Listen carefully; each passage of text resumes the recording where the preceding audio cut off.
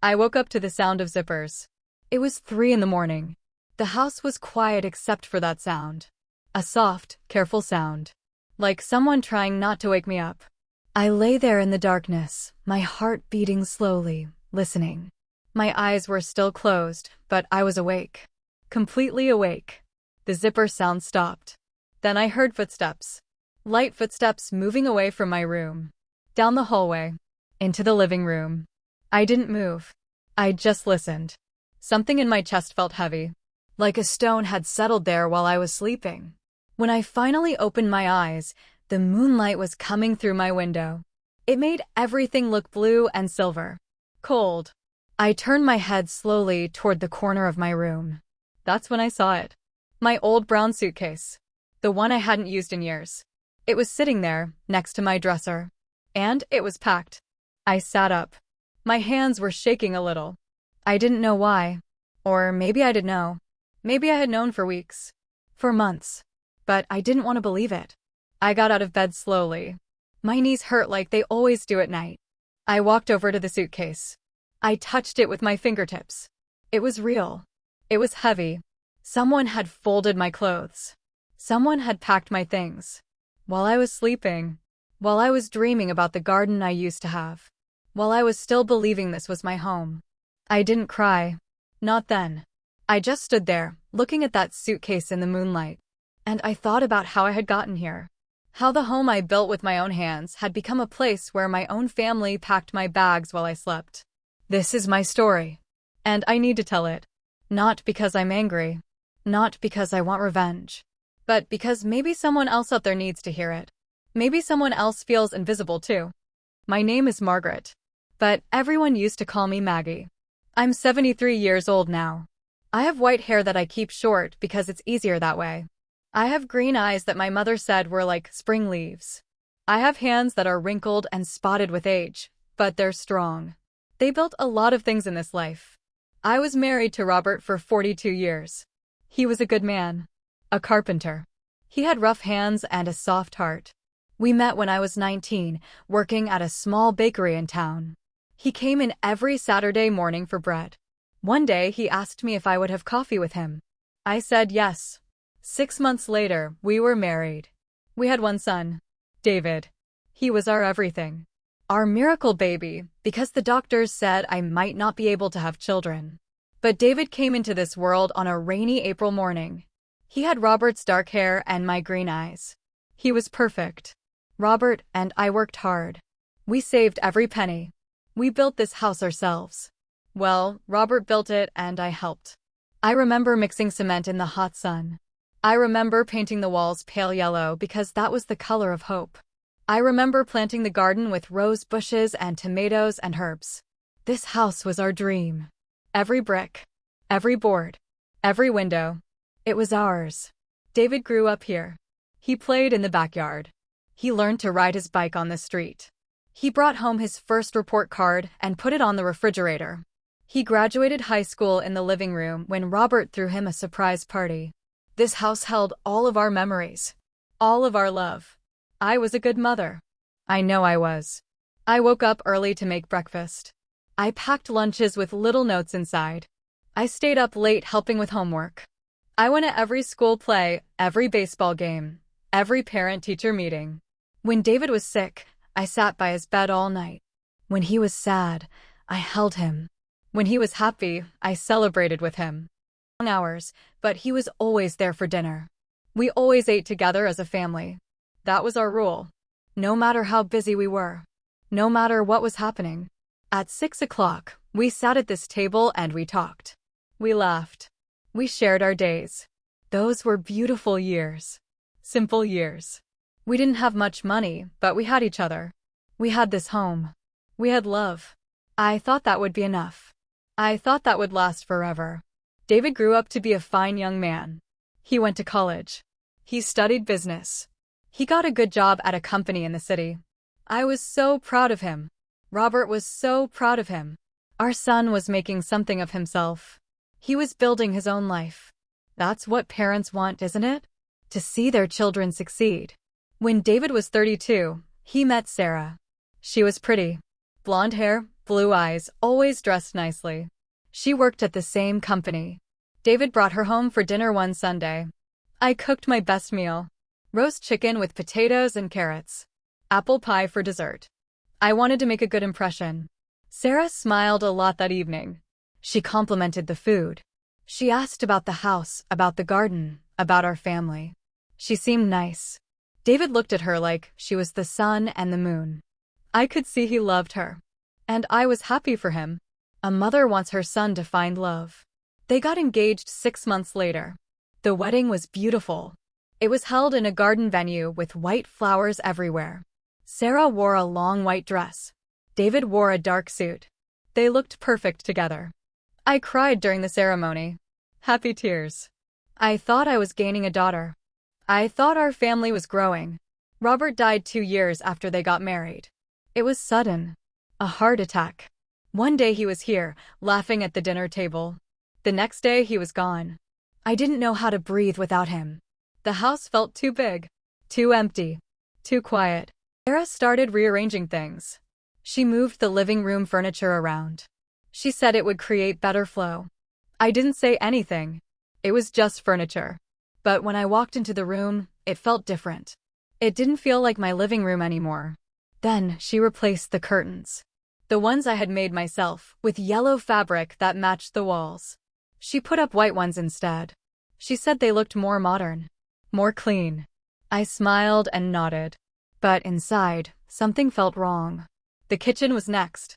Sarah bought new dishes, new glasses, new silverware. She put my old ones in boxes and stored them in the garage. She said her dishes matched better. She said mine were outdated. I watched her pack away the plates Robert and I had received as wedding gifts. I watched her put them in a dark corner where no one would see them. I tried to tell myself it was okay. They lived here too now. They should be comfortable. They should be able to make changes. But every change felt like they were erasing me. Erasing Robert. Erasing our history. One morning, I came downstairs early. I always wake up early. I was going to make coffee like I always did. But Sarah was already in the kitchen. She had made coffee. She had set out breakfast. She looked at me and smiled. "Good morning, Margaret," she said. "I made coffee. I hope you like it." She called me Margaret. Not Mom. Not even Maggie. Just Margaret. Like I was a stranger. Like I was a guest in my own house. I sat down at the table. The coffee tasted different. Too strong. Too bitter. But I drank it anyway. I didn't want to seem ungrateful. David came down a few minutes later. He kissed Sarah on the cheek. He barely looked at me. He was on his phone, checking work emails. "Did you sleep well, Mom?" he asked. But he didn't wait for an answer. He was already distracted. I said I slept fine. He didn't hear me. Or maybe he did, but it didn't matter. I started to feel it. That feeling of becoming invisible. Like I was fading away in my own home. Sarah started cooking dinner every night. She said I should rest. She said I had done enough cooking in my life. It sounded kind. But it also meant I wasn't needed anymore. I sat in the living room while she cooked. While she set the table.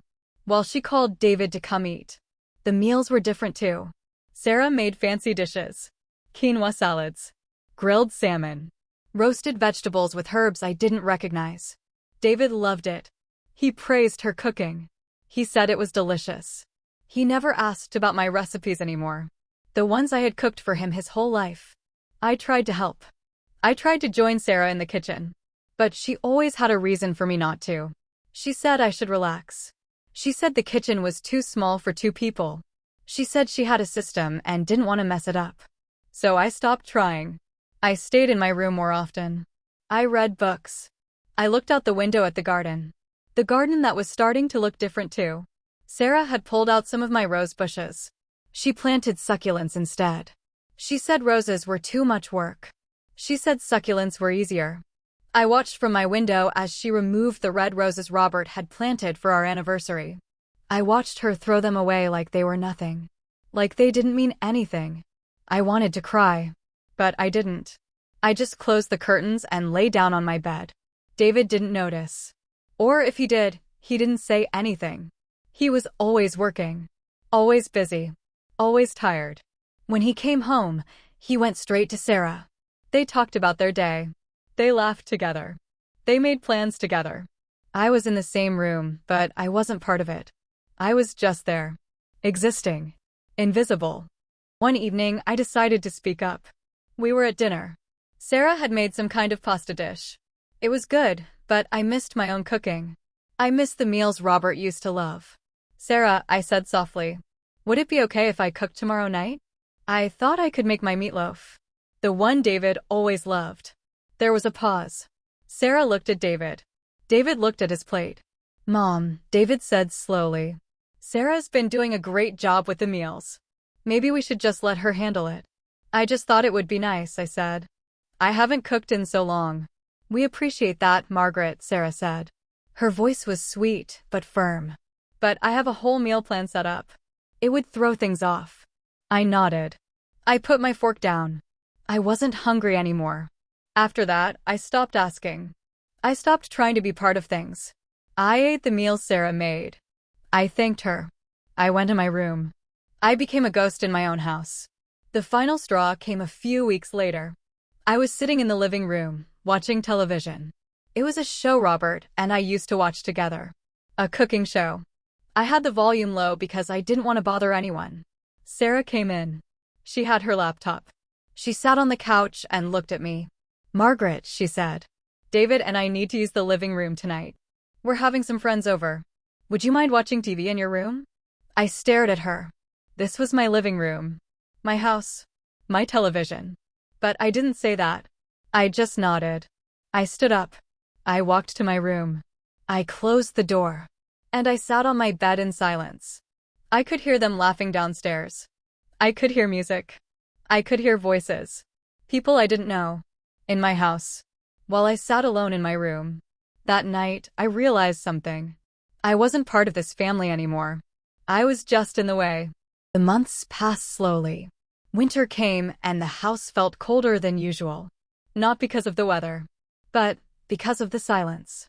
The distance. The feeling that I didn't belong. I started spending more time in my room. It was the only place that still felt like mine. I kept Robert's picture on my nightstand. I kept my old books on the shelf. I kept the quilt my mother made on my bed.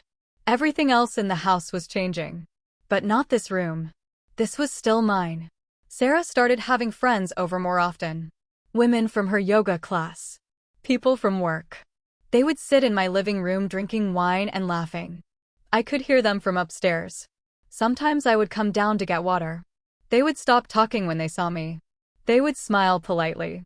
Then I would go back upstairs and the talking would start again. I felt like an intruder. In my own home. One afternoon, I was in the garden. It was one of the few places I still felt peaceful. I was pulling weeds from the small flower bed that Sarah hadn't changed yet. I was on my knees in the dirt. My hands were covered in soil. It felt good to work with the earth. To feel useful. Sarah came outside. She was on her phone. She looked at me and frowned. Margaret, you shouldn't be doing that, she said. You'll hurt your back. I'm fine, I said. I've been gardening for 50 years. Still, she said. We can hire someone to do that. You don't need to work so hard.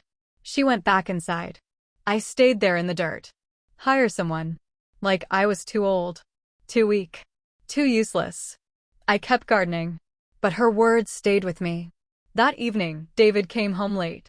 He looked tired. He barely ate dinner. Sarah asked him about work. He said it was stressful. He said he was tired. He went to bed early. I wanted to talk to him. I wanted to tell him how I was feeling. But he was always tired. Always stressed. Always busy. There was never a good time. A few days later, I overheard them talking. I wasn't trying to listen. I was walking past their bedroom. The door was open just a crack. I heard my name.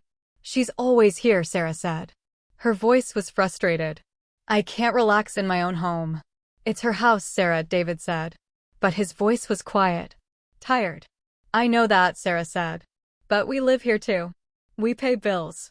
We take care of things. And she just sits in her room all day. It's depressing. There was silence. I waited for David to defend me. To say something. Anything. Maybe we should talk to her, he said finally. About getting her own place. A nice apartment. Something smaller. Easier to manage. My heart stopped. I stood there in the hallway, frozen. They wanted me to leave. My own son wanted me to leave. I walked away quietly. I went to my room. I closed the door. I sat on my bed and stared at the wall. I felt numb. Empty. Like someone had reached inside me and taken out everything that mattered. That night, I couldn't sleep. I kept thinking about what David said. About getting my own place. About leaving this house. The house Robert and I built. The house where I raised my son. The house where all my memories lived. I thought about how things used to be. When David was small. When Robert was alive. When this house was full of love and laughter. When I mattered. When I belonged. Now I was just a burden. An inconvenience. Someone in the way. The next morning, I tried to act normal. I came downstairs. I said good morning. Sarah was making smoothies. Green ones that smelled like grass. She offered me one. I said no thank you. I made myself tea instead. David was already gone to work. It was just Sarah and me. Margaret, she said. Can we talk? I sat down at the table. My hands were shaking a little. I knew what was coming. David and I have been thinking, she said. She sat across from me. Her face was serious but calm. This house is a lot of work. The garden, the maintenance, everything. And you're not getting any younger. I didn't say anything. I just listened. We think it might be good for you to consider something smaller, she continued. A nice senior apartment. Or a community. Somewhere with less responsibility. Where you can relax and enjoy your retirement. This is my home, I said quietly. I know, Sarah said. But it's also a lot for you to handle. And, honestly, David and I are thinking about starting a family soon. We'll need more space. A nursery. A playroom. A nursery. In my house. Where my son grew up. They wanted to replace me with a new family. I see, I said. My voice didn't sound like my own. We're not saying you have to leave right away, Sarah said quickly. Just think about it. Start looking at options. We can help you find something nice. I stood up. I left my tea on the table. I walked upstairs to my room. I closed the door. I lay down on my bed. And for the first time in months, I let myself cry. I cried for Robert. I cried for the life we had. I cried for my son who didn't see me anymore. I cried for this house that was slipping away from me.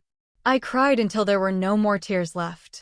And then I just lay there, staring at the ceiling, wondering how everything had gone so wrong, wondering how I had become invisible in my own life. The weeks after that conversation were the hardest of my life.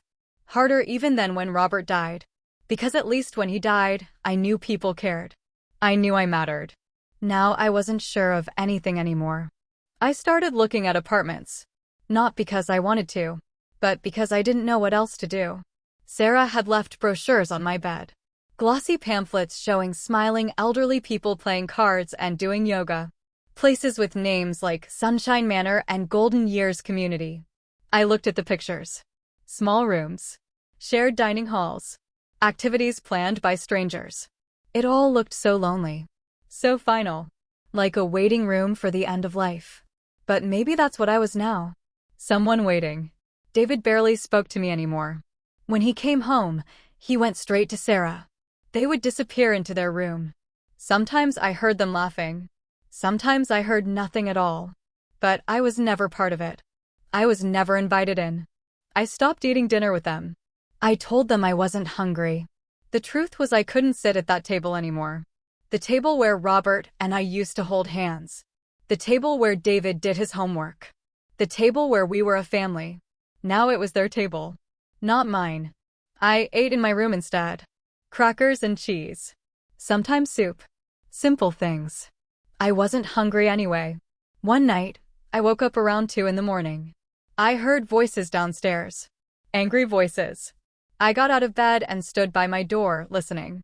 It was David and Sarah. They were arguing. We need to just tell her, Sarah said. Her voice was sharp. This is taking too long. We have plans, David. We can't wait forever.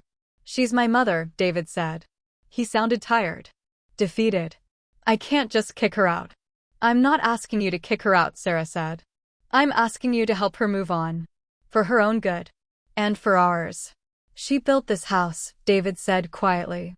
Her and Dad. This is her whole life. Now it needs to be our life, Sarah said. We deserve that. We deserve our own home. Our own space. Without her watching us all the time. There was silence. Then David spoke. Okay, he said. Okay. I'll talk to her tomorrow. I went back to bed. But I didn't sleep. I lay there in the dark, feeling my heart break into smaller and smaller pieces. The next morning, David knocked on my door. It was early. The sun was just coming up. I was already awake. I had been awake all night. Mom, he said through the door. Can I come in? Yes, I said. He opened the door and stepped inside. He looked uncomfortable. He didn't look at me. He looked at the floor. Mom, we need to talk, he said. I know, I said. I heard you last night. You and Sarah. His face went red. He looked embarrassed. Guilty. But not guilty enough to change his mind. I'm sorry you heard that, he said. But Mom, we really think this would be better for everyone. Including you. You'd have less to worry about. No house maintenance. No bills. Just relaxation. I don't want to relax, I said. My voice was calm. Too calm. I want to live in my home. This is our home now too, David said. And there it was. The truth. Our home. Not my home. Ours. Your father and I built this house, I said. Every room. Every wall. We planted that garden. We painted those yellow walls. This house is your father's legacy. I know, Mom, David said. He sat down on the edge of my bed. But Dad's gone. And you can't live in the past forever. Those words hit me like a slap. I stared at my son. This man I had raised. This boy I had loved with everything I had. And I didn't recognize him anymore. When do you want me to leave? I asked. He looked relieved. Like he was glad I wasn't fighting. Like he was glad this was easy. Just take your time, he said. A few weeks. Maybe a month. We'll help you find a place. We'll help you move. Okay, I said. He stood up. He touched my shoulder awkwardly.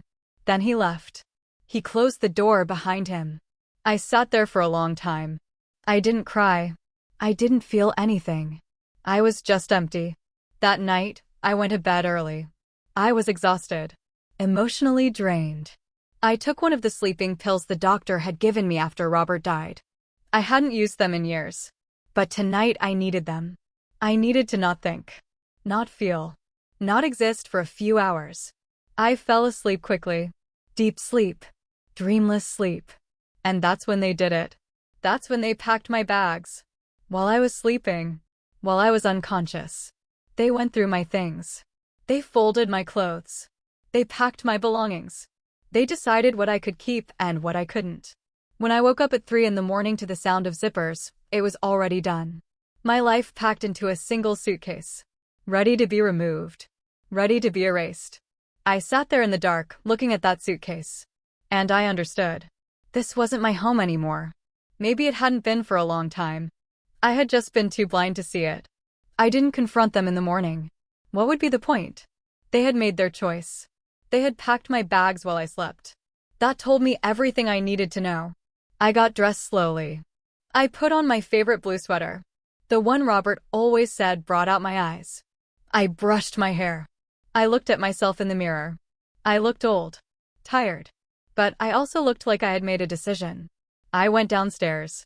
David and Sarah were in the kitchen. They looked up when they saw me. Sarah's face went pale. David couldn't meet my eyes. They knew I had seen the suitcase. Mom, David started. Let me explain.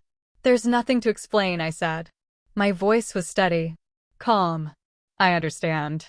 You want me to leave. So I will. It's not like that, David said. But his voice was weak. Unconvincing. It's exactly like that, I said. And that's okay. This is your home now. You've made that very clear. Sarah opened her mouth to speak, but I held up my hand. I didn't want to hear it. I didn't want apologies or excuses. I just wanted it to be over. I'll be gone by the end of the week, I said. I found a small apartment. It's not much, but it's mine. That was a lie. I hadn't found anything yet. But I would. I had to. David looked relieved. That hurt more than anything else. My own son was relieved that I was leaving. I spent the next few days packing the rest of my things. Not much. Just my clothes. My books. Robert's picture. My mother's quilt. Everything that mattered to me fit into 3 boxes. 50 years of life. 3 boxes. Sarah avoided me. David tried to help, but I told him no. I didn't want his help. I didn't want his guilt. I just wanted to leave quietly, with whatever dignity I had left. On my last day, I walked through the house one final time. I touched the yellow walls Robert and I had painted. I stood in the kitchen where I had made thousands of meals. I looked out at the garden where my roses used to grow. I said goodbye to all of it. To all the memories. To all the love that used to live here. David drove me to my new apartment. It was small. 1 bedroom. A tiny kitchen. But it was clean. And it was mine. He helped me carry my boxes inside. He stood there awkwardly in the doorway. "Mom," he said. "I'm sorry. I really am." "Mom," he said. "I'm sorry. I really am." I looked at my son. This man I didn't recognize anymore. And I realized something. I forgave him. Not because what he did was right, but because holding on to anger would only hurt me. He had made his choice. Now I had to make mine. "I know you are," I said. "Take care of yourself, David. Take care of Sarah. Be happy." Me. It was brief. Uncomfortable. Then he left. And I was alone. I stood in my small apartment and looked around. It wasn't the home I had built with Robert. It wasn't filled with memories. It wasn't where I thought I would end up. But it was a start. A new beginning. I unpacked slowly. I put Robert's picture on the nightstand. I spread my mother's quilt on the bed. I arranged my books on a small shelf. I made myself tea. And I sat by the window, looking out at the street below. I thought about everything that had happened. How I had become invisible in my own home. How my son had chosen his wife over his mother. How I had been packed up and removed like an old piece of furniture. It hurt. It would probably always hurt.